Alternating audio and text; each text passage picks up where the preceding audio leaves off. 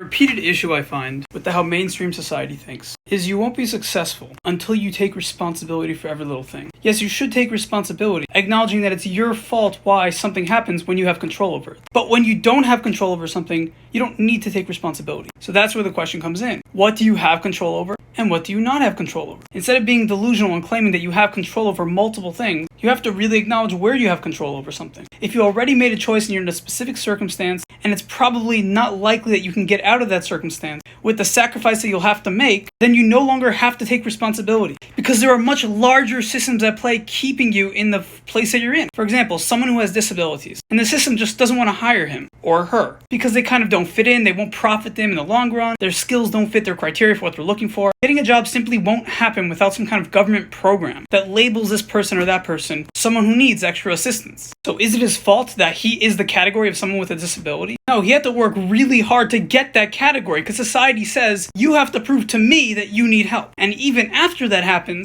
you have to keep following up and you have to make sure that your expectations follows our bureaucratic way of doing things, which usually means you conform to us. Because the system is the most important thing, without ever saying we need to change the entire system, instead of just adding a program here, a program there that can make someone fit into the system possibly. The goal is not to make everyone conform to one thing, but that's the way everything is set up to be like. The point of this entire video is to say that when there's a larger systemic problem in society, unuseful and untrue to say the person needs to take responsibility for their place in life when it's really a matter of statistics and probability, when it's a matter of circumstance and cause and effects that led up to how they are and where they are in their life. And if you change your attitude, yes, you may attract certain people to you. You may raise the odds that they'll like you and they'll invest in you. They'll think that you're responsible and that you fit into the system that can profit them and make them happy and successful. But they're doing it for them.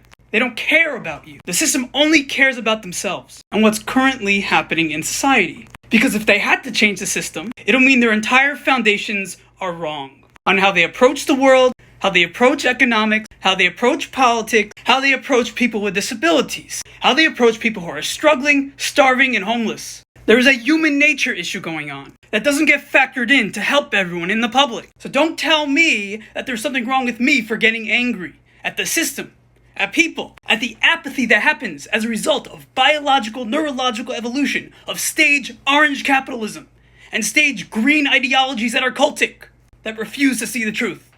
Okay, I'm done.